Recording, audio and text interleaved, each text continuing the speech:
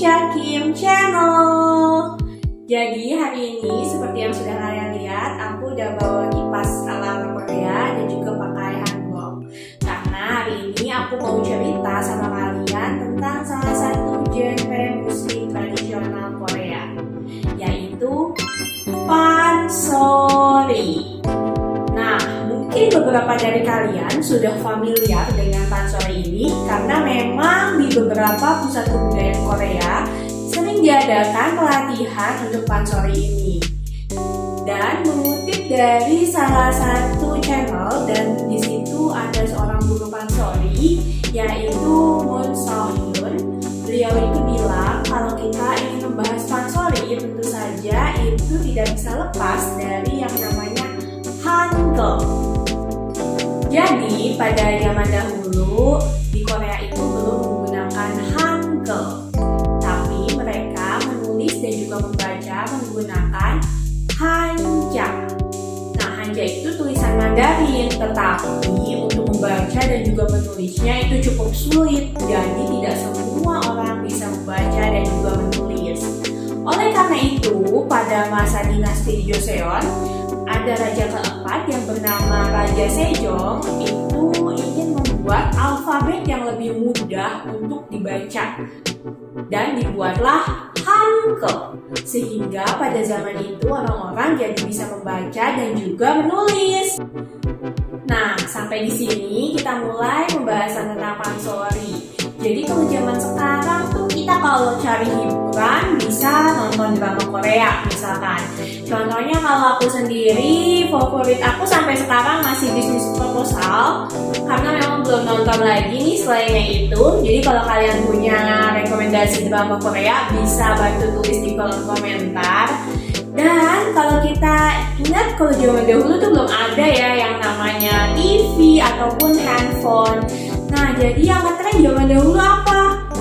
Benar, zaman dulu yang ngetren itu pastinya buku. Terutama di abad ke-17 sampai 18 itu tuh buku-buku dalam tulisan Hangul, terutama buku novel itu ngetren banget.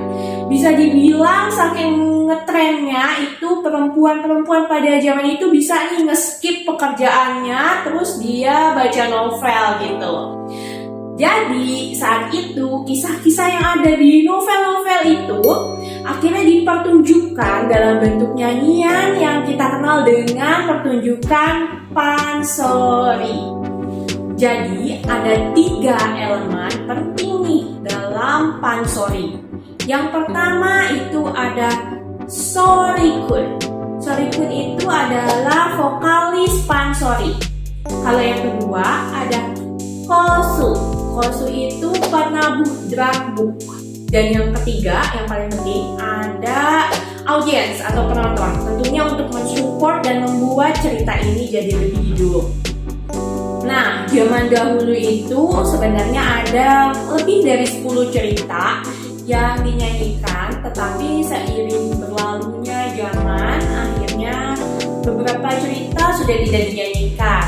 Nah, itu ada 5 cerita yang populer. Yang pertama ada Chun Yangka, yang kedua ada Sim Choka, yang ketiga ada Sukuka, yang keempat ada Hanbuka, dan yang terakhir ada Jokbyokka. Jadi kesimpulannya apa sih pansori itu? Nah, pansori itu memiliki multiple identity atau dia itu punya beragam identitas. Kalau kita melihatnya dari sudut pandang pansori itu adalah lagu, di situ kita bisa tarik kesimpulan kalau pansori adalah musik. Yang kedua, kalau kita melihat pansori itu sebagai faktor susunan kata-kata, pansori itu bisa dikatakan literatur. Dan yang terakhir, kalau kita lihat pansori itu dari sudut pandang atau faktor teatrikal, maka pansori itu bisa kita sebut sebagai drama. Nah, sampai di sini dulu nih pembahasanku tentang pansori. Dan kalian juga bisa mengungkapkan pendapat kalian gimana sih kalau udah nonton Pansori atau yang sudah pernah belajar Pansori. Bisa sharing-sharing juga nih di kolom komentar. Terima kasih sudah menonton. Bye-bye.